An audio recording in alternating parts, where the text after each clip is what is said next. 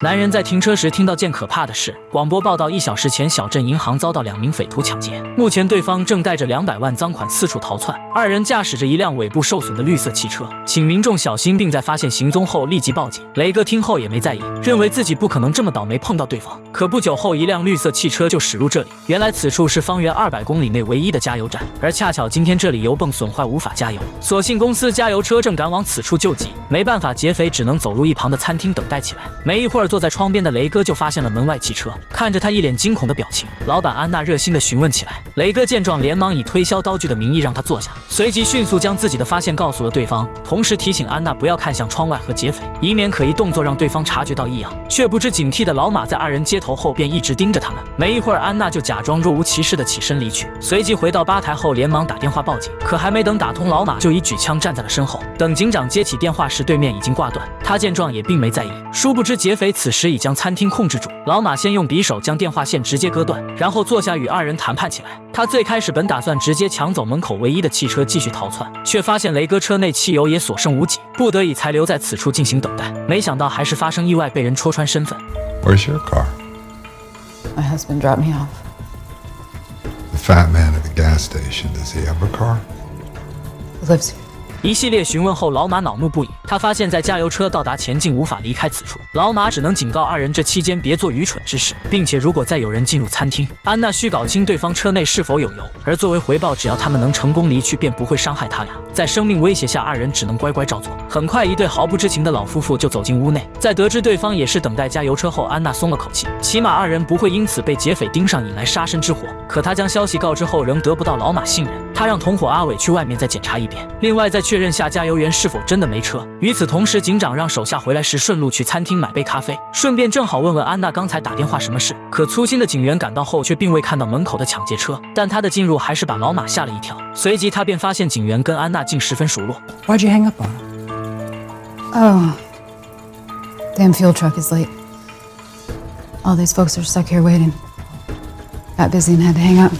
可警员观察一番后，却径直走向老夫妇那桌询问起来，只因此时只有他俩符合劫匪人数。老马见状，这才松了口气，但为以防万一，他还是起身向吧台走去。警员的到来确实让安娜燃起希望，她偷偷在其中一个杯盖里写下求救信息，外面再写上警长名字作为遮挡，以防被发现。可就在将咖啡递出去时，老马却先一步以续杯名义走上前观察起来。Charlie gets a special one. Charlie doesn't like sugar in his coffee. 通过聊天，老马才得知警长竟是安娜丈夫。另一边确认完的阿伟正准备返回，却突然看到门口停了辆警车，心虚的他立马慌张起来，连忙掏枪偷偷趴到窗边观察情况。雷哥见状鼓足勇气想要告发，可对方凶狠的眼神却又让其犹豫起来。而就在转移注意力时，阿伟却发现警员已打算离去，慌张收枪起身的他直接与对方撞个满怀，几杯咖啡全部倾洒在地，而写有求救信息的杯盖恰巧因正面朝上，并未被看到。安娜见状却有些绝望，老马的紧盯让她不敢再搞小动作。本来安娜还想多加糖让丈夫察觉到异常，但背后利剑般的眼神让她最终还是没敢轻举妄动。粗心警员就这么毫无发现的离去，雷哥只能看着希望离自己逐渐远去。而没一会儿，加油员就传来个更加绝望的消息：加油车在来的途中发生交通事故。虽然公司决定再派一辆，但估计抵达时会很晚。但细心的加油员在喝水时，却发现电话线断掉的情况。可在不远处老马的紧盯下，为了对方安危，安娜只能谎称是不小心扯断。而就在此时，又有辆车驶入加油站，不耐烦的小太妹刚要按喇叭，就被同伴一把抓住。只因小伙第一时间就发现了不远处的抢劫车，而如此警觉是因二人是经常盗窃的小偷。他立马意识到赃款可能就在后备箱中，胆大妄为的他立马升起将其盗走的打算。虽然二人已经极其小心，可此举还是被雷哥看得一清二楚。但他犹豫良久，还是决定不出声提醒，以免劫匪暴露后一怒之下将所有人灭口。可就在此时，吃完饭的加油员走了出来，慌张的小偷连忙将撬棍踢进车底，然后谎称加油站没人，刚刚在四处寻找。这番说辞虽没引起对方怀疑，但彻底暴露的二人也没机会再进行盗窃，只能进入餐厅边观察边等待机会。虽然老马二人看着就很像劫匪，但也不能这么武断地排除掉那对老夫妇，甚至就连独自一人的雷哥都有变装可能。而就在屋内气氛有些微妙之际，外面就再次驶来辆汽车。更兴奋的是，这次终于来了位救星。大刚除了是安娜哥哥外，还是位正在休假的警员。老马见又来新人后，照常上前防止安娜告密，可看到陌生人靠近大刚的手，下意识就搭到了枪上。如此警觉让老马有些畏惧，连忙假意热情地攀谈起来。可通过试探得知大刚的车是满箱油后，老马决定不再等待，准备冒险夺车。他先通过点餐将安娜哄骗过来，接着一把将其劫持当作人质。Listen up! Everyone put their hands up and do exactly as I say. I'm gonna need the keys to that truck of yours. Just in case you're thinking of doing something foolish, we're taking this little lady with us.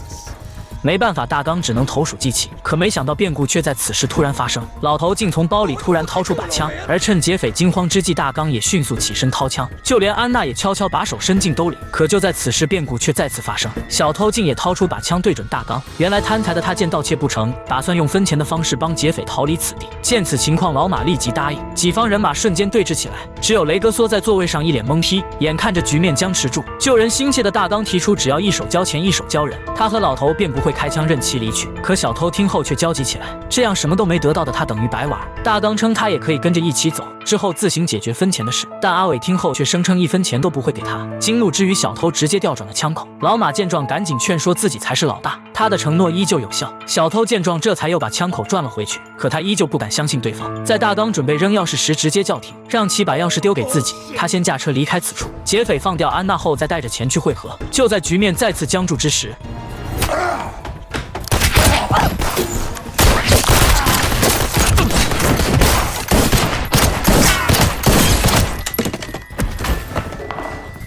一番乱战后，屋内众人几乎全部身亡。2名劫匪虽幸运活了下来，但老马也在刚才的混乱中身受重伤。阿伟见状，只能先控制住见势不妙率先躲起来的太妹和雷哥。可就在此时，门外再次传来推门声，下一秒阿伟就被一喷子击倒在地。原来是听到动静的加油员赶了过来，可刚进屋的他还没等看懂怎么回事，就也被老马清空弹夹直接干掉。见安全后，小太妹终于从吧台下钻了出来，随即立马捡起枪对准雷哥。原来他打算将所有人灭口，独吞赃款。雷哥连忙称他可以把钱全拿走，自己不会将此事告诉任何人。可太妹还是决定不能冒险，但紧张下不仅打偏手枪，还掉落在地。雷哥见状，赶紧趁机拿刀扑了上去，没想到这下却无意中刺到心脏，直接将人干掉。第一次杀人让他有些不知所措，他连忙抄起桌上手枪，向屋内仅剩的老马走去。只要将其干掉，所有赃款将全部归他所有。但刚才杀人可以说出于自卫，现在再动手就绝对是蓄意谋杀。雷哥的善与恶在脑海中不断天人交战，可就在此时，老马却再也坚持不住，率先身亡。这让他感觉是老天都在帮助自己。无人监管的情况下，人性的恶被无限放大。胆小的雷哥终于决定拿走那笔赃款，他先把钱放入自己车后备箱，接着再用嘴把大刚车里的汽油吸出，这样只要驾车离去后，就无人知晓他来过此处。另一边，警长发现安娜餐厅的电话一直占线，感觉不对的他立即带警员驾车赶去。与此同时，雷哥正在餐厅内清理自己留下的痕迹，却突然听到外面传来一阵鸣笛声，他连忙躲到角落偷偷观察，发现又有辆车前来此处加油。很快，四处找人的男人就走入了餐厅，随即便迅速被屋内满地的尸体给吓了出来。听到这对父女打算报警，雷哥连忙惊慌地窜出阻止起来。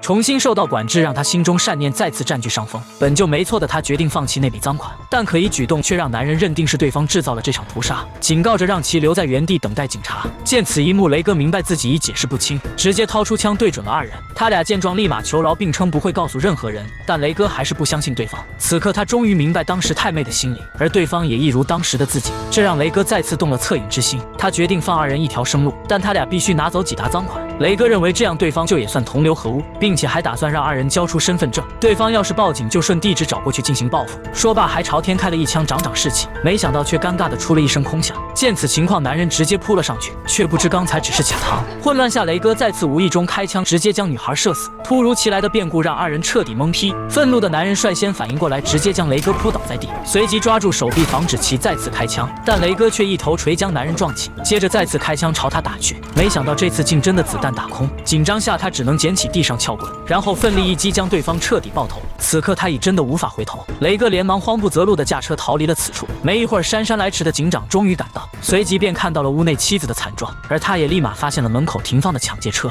但全部身亡的情况让他连报复之人都找不到。可就在此时，警长却看到地上有滩汽油，并且那洒漏痕迹一直延伸到公路上，他立马意识到真正的劫匪可能已驾驶别的车逃离了此地。警长也不管自己的猜测对不对，让警员留下保护现场后独自追了上去。与此同时，正在逃窜的雷哥车子却逐渐熄火，而路面上洒漏的汽油也延伸了一路。检查后才发现是之前战斗时子弹击穿了油管，没办法，他只能拿着钱汽车逃跑。可刚走没2步，就看到坡下竟有辆侧翻的卡车，原来正是那辆出了交通事故的加油车。但现在他空有大量汽油却毫无用处，而此时警长也顺着踪迹找了过来，后备箱的刀具让他更加认定对方就是凶手。很快四处搜索的他便看到了不远处的雷哥。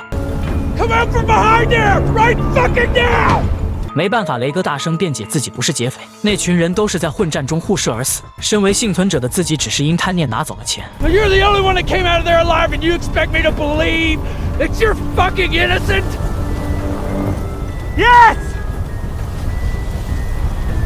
So what about your knife in that girl's chest? 听到这，雷哥在无力争辩，边后退边掏出打火机，接着点燃地上汽油后飞奔着逃跑。可没了掩体后，几枪便被警长击倒在地，但警长也被随后的爆炸所淹没。虽然雷哥再次成功将人灭口，但自己也因受伤太重无力回天。这次他将与钱财一起埋葬在荒芜的戈壁中。